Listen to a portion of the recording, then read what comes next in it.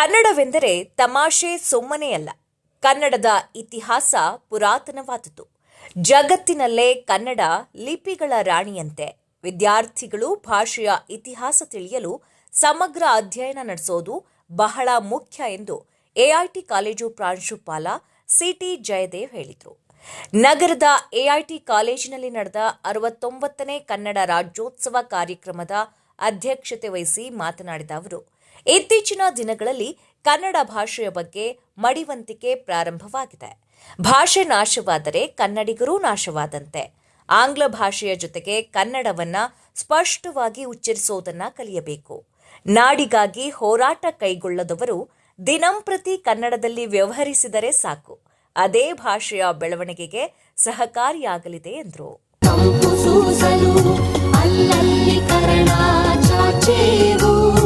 ಬಹುದಿನಗಳಿಂದ ಮೈಮರೆಯಿಂದ ಕೂಡಿರುವ ಕೊಳೆಯ ಕೊಚ್ಚೇರು, ಎಲ್ಲೆಲ್ಲಿ ಕನ್ನಡದ ಕಂಪು ಸೂಸಲು ಅಲ್ಲಲ್ಲಿ ಕನ್ನಡ ಚಾಚೇರು. ನಡುನಾಡಿ ಇರಲಿ ಗಡಿನಾಡಿ ಇರಲಿ ಕನ್ನಡದ ಕಡೆಯ. ಕನ್ನಡ ಅಂದರೆ ಸುಮ್ಮನೆನಾ? ಕನ್ನಡ ಅಂದರೆ ಸುಮ್ಮನೆ ಅಲ್ಲ. ಕನ್ನಡ ಅಂದರೆ ತಮಾಷೆ ಅಲ್ಲ. ಕನ್ನಡ ಸಾಹಿತ್ಯಕ್ಕೆ, ಕನ್ನಡಕ್ಕೆ ಸಾವಿರಾರು ವರ್ಷಗಳ ಇತಿಹಾಸ, ಪರಂಪರೆ, ಸಾವಿರಾರು ವರ್ಷಗಳ ನಮ್ಮ ಹಿರಿಯರು ಕನ್ನಡಕ್ಕಾಗಿ ಪಟ್ಟ ಶ್ರಮ,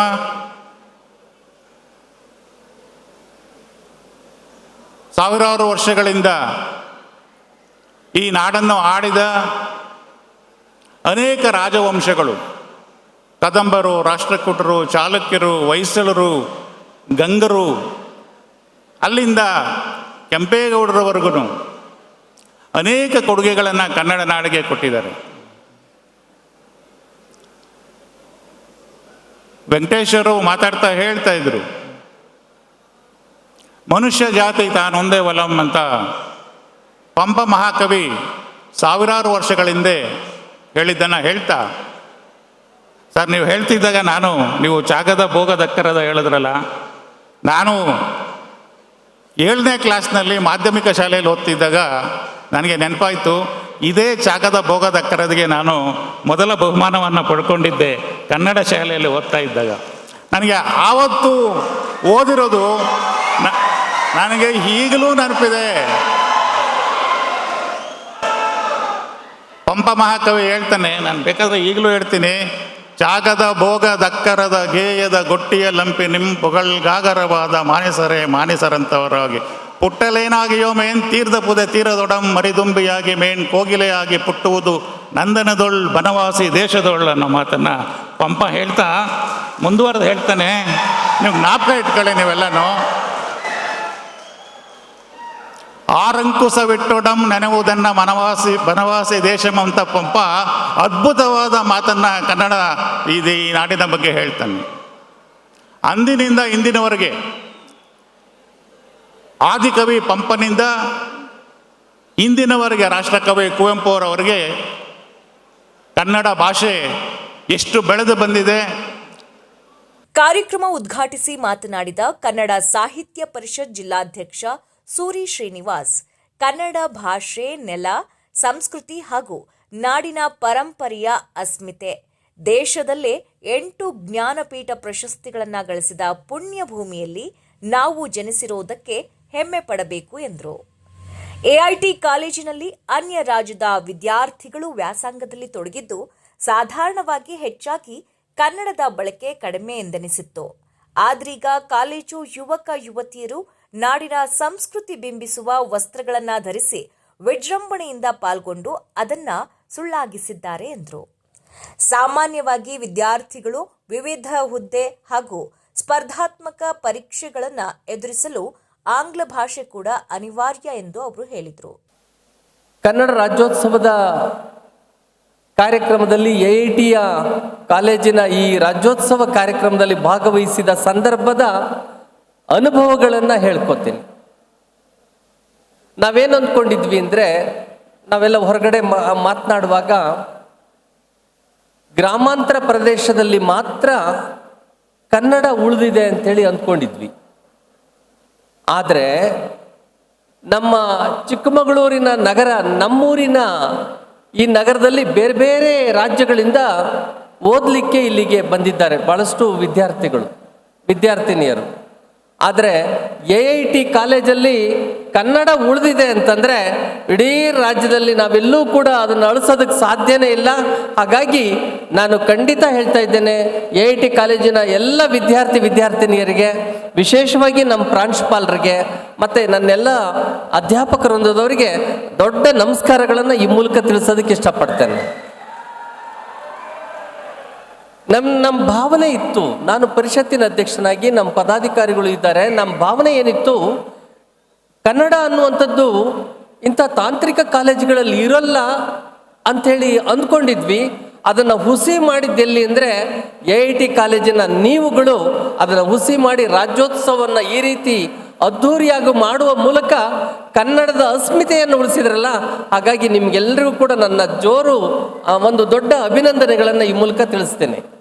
ಅಷ್ಟೇ ಅಲ್ಲ, ನೋಡಿ, ಕನ್ನಡ ಅನ್ನುವಂಥದ್ದು ಬೇರೆ ಬೇರೆ ರಾಜ್ಯಗಳಿಂದ ನೀವು ಬಂದಿರ್ಬೋದು ಅಂತ ಕಾಣಿಸುತ್ತೆ.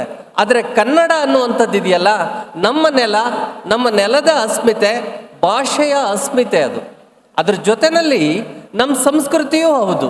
ನಮ್ಮ ಭಾಷೆ ಉಳಿದ್ರೆ ಮಾತ್ರ, ನಾನು ಕನ್ನಡ ಒಂದೇ ಹೇಳ್ತಾ ಇಲ್ಲ, ಯಾವುದೇ ಭಾಷೆಯನ್ನು, ಮಾತೃಭಾಷೆ ಅದು ಯಾವುದೇ ಆಗಿರ್ಬೋದು, ತಮಿಳ್ ಆಗಿರ್ಬೋದು, ಮಲಯಾಳಿ ಆಗಿರ್ಬೋದು, ತೆಲುಗು ಆಗಿರ್ಬೋದು, ಹಿಂದಿ ಆಗಿರ್ಬೋದು, ಉರ್ದು ಆಗಿರ್ಬೋದು, ಯಾವುದೇ ಭಾಷೆಗಳಿದೆಯಲ್ಲ ಆ ಭಾಷೆಗಳು ಉಳಿದ್ರೆ ನಮ್ಮ ಸಂಸ್ಕೃತಿ ಉಳಿಯೋದಕ್ಕೆ ಸಾಧ್ಯತೆ ಇದೆ.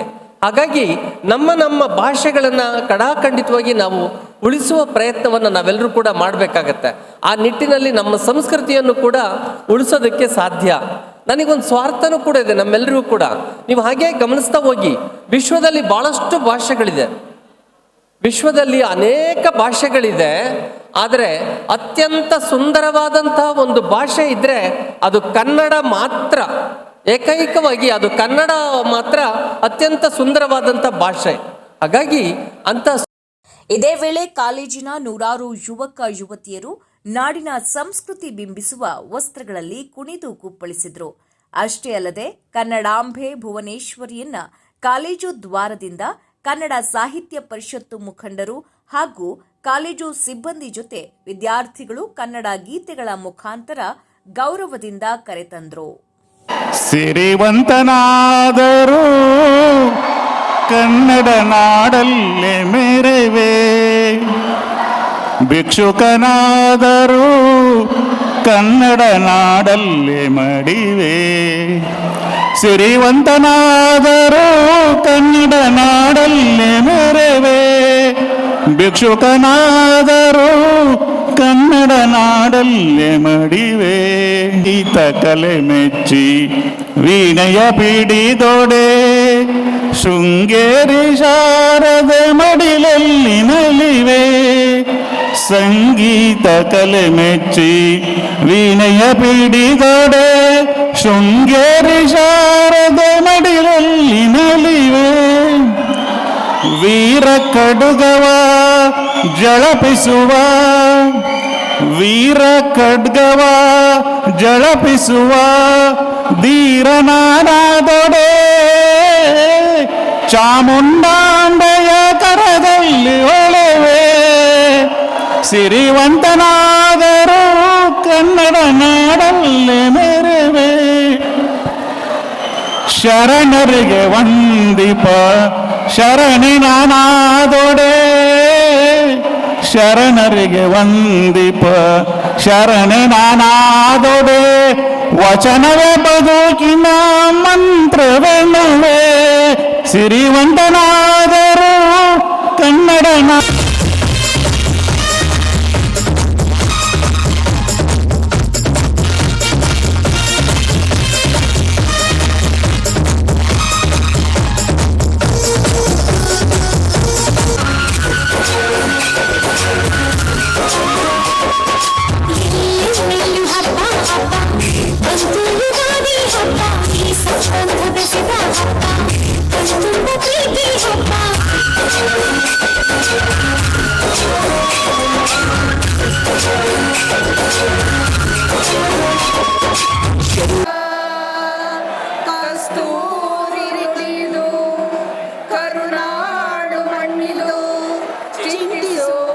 ವಂದಿಸು ಪೂಜಿಸು ಪೂಜಿಸು.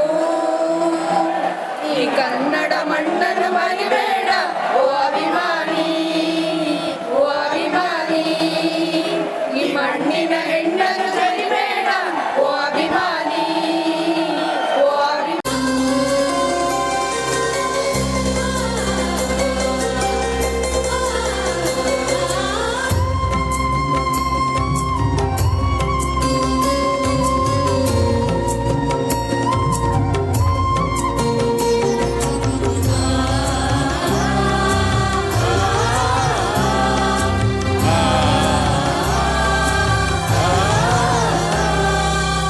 ಜೋಗದ ಸಿರಿ ಬೆಳಕಿನಲ್ಲಿ ಗಂಗೆಯ ತೆನೆ ಬೆಳಕಿನಲ್ಲಿ ಸಹ್ಯಾದ್ರಿಯ ಲೋಕದ ತುಂಗದ ನಿಲುಕಿನಲ್ಲಿ ನಿತ್ಯ ಹರಿದ್ವರ್ಣವನದ